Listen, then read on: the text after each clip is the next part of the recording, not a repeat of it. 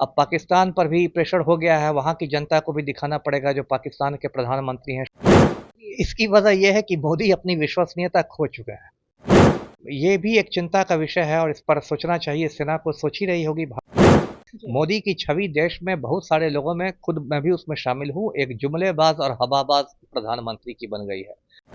वो बाकी भारत से एक बहुत पतली जमीन के पट्टी से जुड़े हुए हैं और ऐसा जाहिलों का ये देश है कि अमिताभ बच्चन से लेके आम आदमी तक थाली पीट रहा था।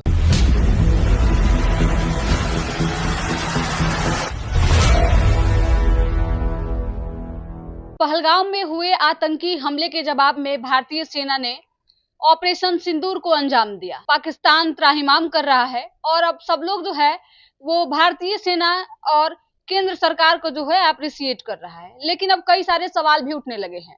क्या भारतीय सेना ने ऑपरेशन सिंदूर के तहत पाकिस्तान को जवाब दे दिया? क्या अब युद्ध जो है वो रुक जाने वाला है या फिर इसकी शुरुआत अब यहीं से होने वाली है? एक एक करके बात करेंगे। हमारे साथ पूर्व आईपीएस अमिताभ दास हैं। सर, अब जो है वो ऑपरेशन सिंदूर के तहत जो है वो भारतीय सेना ने बड़ा जवाब दिया है। क्या लगता है, अब युद्ध यहीं रुक जाएगा या फिर इसकी शुरुआत अब हो रही है? अब ये तो लाख टके का सवाल है, इसका मैं जवाब दूंगा। अब युद्ध तो देखिए, एक तरह से भारत ने शुरू कर ही छेड़ ही दिया है। अब पाकिस्तान पर भी प्रेशर हो गया है, वहाँ की जनता को भी दिखाना पड़ेगा जो पाकिस्तान के प्रधानमंत्री हैं शहबाज शरीफ, उनको दिखाना पड़ेगा कि हम भी कम नहीं हैं। तो वो भी कुछ इस तरह के खुराफात कर सकते हैं, ये बात है। इस बात में मेरी एक और चिंता है जो मैं दर्शकों से शेयर करूंगा कि एक बहुत बड़ा शक्तिशाली पड़ोसी भारत का है चीन, चाइना है, और जो पाकिस्तान का शुरू से एक तरह से आप कह सकते हैं सहयोगी रहा है। और चीन की भी मतलब बुरी नज़र हमेशा हिंदुस्तान के इलाकों पर रही है। मतलब कश्मीर के हिस्सों पर उसने कब्जा कर लिया। कुछ साल पहले मोदी के कार्यकाल में ही चीन ने लद्दाख में गलवान घाटी पर कब्जा कर लिया। गलवान घाटी में बिहार रेजिमेंट ही तैनात था 20 जवानों की हत्या करके। और जो भारत का प्रदेश है अरुणाचल प्रदेश, अरुणाचल प्रदेश को चीन भारत का हिस्सा मानता ही नहीं है। वो चीन उसको दक्षिणी तिब्बत मानता है, कहता है कि ये तिब्बत का ही दक्षिणी हिस्सा है। तो ये भी एक चिंता का विषय है और इस पर सोचना चाहिए, सेना को सोच ही रही होगी भारतीय सेना कि ऐसा नहीं हो कि चीन भी अरुणाचल प्रदेश में कुछ खुराफात कर दे। तो इसलिए अरुणाचल प्रदेश का भी जो बॉर्डर है चीन के साथ, वहाँ पर मुझे लगता है सतर्कता की ज़रूरत है। एक और इसमें नया खिलाड़ी आ गया है जो कि ऐसे तो बहुत छोटा है लेकिन आजकल वो भारत विरोधी रुख रखने लगा है, बांग्लादेश। बांग्लादेश में पिछले कुछ महीनों पहले शेख हसीना की सरकार चली गई और मोहम्मद यूनुस की सरकार आई है और मोहम्मद यूनुस का रुख भारत विरोधी रहा है। और मैं दर्शकों को याद दिलाता हूँ, वो भारत का नक्शा याद करें दर्शक, बचपन से हम लोग देखते हैं भारत का नक्शा किताबों में। उसमें भारत का जो नक्शा है उसमें जो उत्तर पूर्व के राज्य हैं, 8 राज्य उत्तर पूर्व में टोटल हैं, वो बाकी भारत से एक बहुत पतली ज़मीन के पट्टी से जुड़े हुए हैं, जिसको सिलीगुड़ी गलियारा कहते हैं, सिलीगुड़ी कॉरिडोर कहते हैं, और सेना में उसको चिकन स्नेक कहते हैं, मतलब मुर्गे की गर्दन। मतलब ये माना जाता है कि यदि दुश्मन देश उसके ऊपर कब्जा कर ले तो उत्तर पूर्व के 8 राज्य जो हैं भारत के, वो शेष भारत से कट जाएंगे, उनका संपर्क टूट जाएगा। तो सिलीगुड़ी गलियारे में भी सतर्कता की ज़रूरत है। मैं मतलब अपने अनुभव और अपने जो मेरा अध्ययन है उसके आधार पर कह रहा हूँ। ऐसे तो बड़े बड़े रक्षा विशेषज्ञ इस देश में हैं, बड़े बड़े सैन्य विशेषज्ञ हैं, लेकिन ये मैं कह रहा हूँ। 2-3 बातें और मैं कह रहा हूँ। पहली बात तो देशवासियों को भाईचारा बना के रखना है, हिंदू मुस्लिम एकता बना के रखना है। भाजपाइयों की ओर से कोशिश होगी मुसलमानों के खिलाफ देश में भड़काने की। भाजपा का मतलब ही है भारत जलाओ पार्टी। आज मुझे इस बात की खुशी हुई कि एक मुस्लिम महिला ने इसकी ऑपरेशन सिंदूर की ब्रीफिंग की है, कर्नल फौजिया कुरैशी ने। तो ये दिखाता है कि ये हिंदू मुसलमान का मसला नहीं है। तो भाजपा वाले चाहेंगे कि सारे मुसलमानों को बदनाम कर दें कि, तो उससे लोग बचें और भाईचारा बना के रखें। एक और बात मैं कहूँगा कि इस पूरे ऑपरेशन का उपयोग बिहार के चुनाव को जीतने के लिए नहीं करना चाहिए।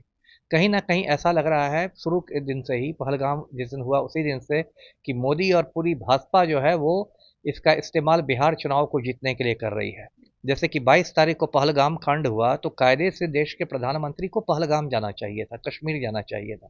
पहुंच कहाँ गए? मधुबनी, बिहार पहुंच गए, क्योंकि बिहार में चुनावी साल है। आज भी देखिए पटना में शाम 7 बजे के आसपास सायरन बजेगा, जिसको मैं बुनियादी तौर पर पूरा इसको नौटंकी मानता हूँ। क्योंकि याद होगा दर्शकों को कि जब कोरोना महामारी आई थी तो ऐसे मोदी जी ने कहा था कि बालकनी में खड़ा हो जाइए और थाली बजाओ। थाली बजाइए, थाली पीटिए और बोलिए भाग कोरोना भाग। और ऐसा जाहिलों का ये देश है कि अमिताभ बच्चन से लेके आम आदमी तक थाली पीट रहा था, उससे कुछ हुआ नहीं। कोरोना की दूसरी लहर में लगभग 50 लाख लोग मर गए, ऑक्सीजन की कमी से तड़प तड़प के मर गए। अब पहली बात तो पटना कोई सीमावर्ती शहर नहीं है, कोई पाकिस्तान की सीमा के पास का शहर नहीं है। पटना तक पहुंच जाए पाकिस्तान का विमान, इसके लिए पूरा उसको हिंदुस्तान को क्रॉस करना पड़ेगा, इसकी संभावना नहीं के बराबर है। लेकिन तब भी जो ये नौटंकी होती है, उससे कहीं ना कहीं ऐसा लग रहा है कि भाजपा चाहती है कि बिहार चुनाव में बहुत सारे ज्वलंत मुद्दों से लोगों का ध्यान हटा दिया जाए। बेरोजगारी से ध्यान हटा दिया जाए, महंगाई से ध्यान हटा दिया जाए, भ्रष्टाचार से हटा दिया जाए, और इसी मुद्दे पर बिहार चुनाव को जीत लिया जाए। जी, यानी हिंदू मुस्लिम करने का फिर से प्रयास किया जा वही रहा है। वही प्रयास ही हो रहा है, वही प्रयास हो रहा है। और वही जो फिर बिहार जो इन लोग की जो एक टीम है जो जहर की उल्टियाँ करती है मुसलमानों के खिलाफ, गिरिराज सिंह से लेके बचौल तक, फिर वो उस टीम को लगा दिया जाएगा।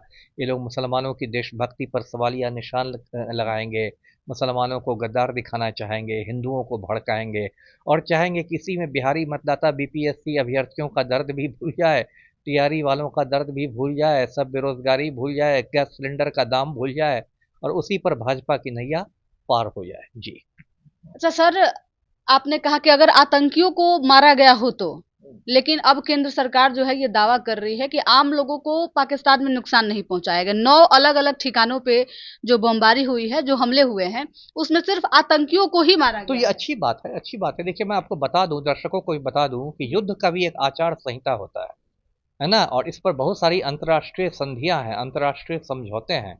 जैसे युद्ध में भी जो रिहायशी इलाके होते हैं ना, मतलब जो रेजिडेंशियल इलाका होता है जिसमें आम नागरिक होते हैं, उसमें बमबारी नहीं की जाती है। ये युद्ध का भी नियम है, ये नहीं कि युद्ध छिड़ गया तो जो करना हो करो, वो नहीं।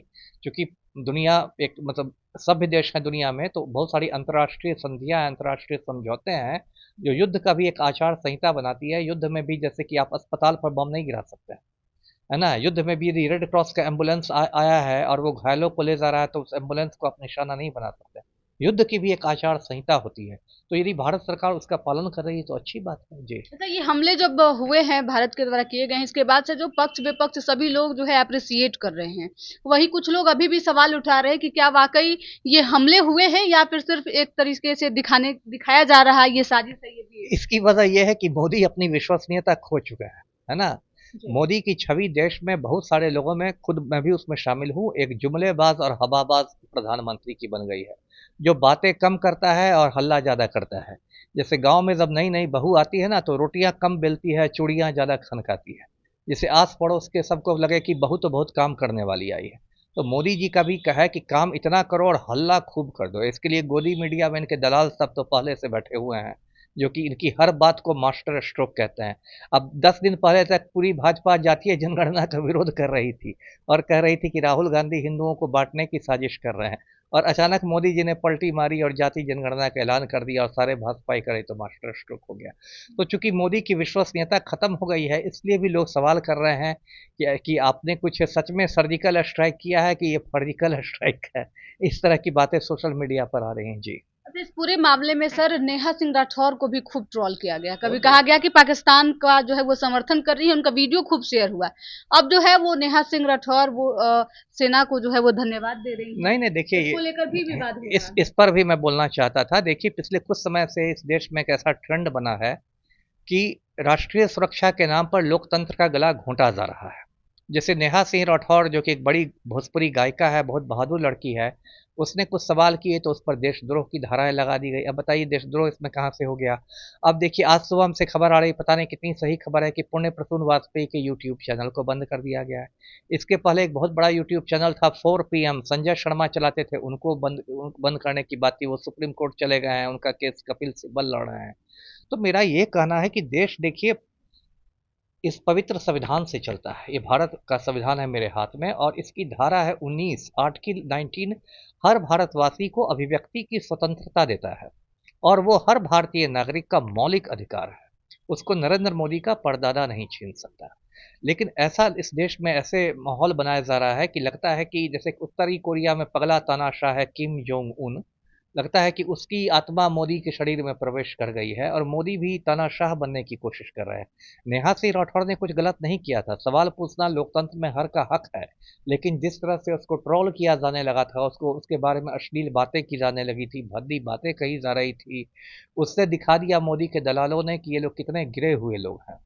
ये लोग तुरंत गाली गलौज पर उतर जाते हैं, इनके पास तर्क वितर्क करने को नहीं है। ये लोग तुरंत किसी पर गाली गलौज कर देंगे, किसी का फोटोशॉप करके उसकी गंदी तस्वीर बना देंगे, उसके बारे में उल्टी सीधी बातें करेंगे।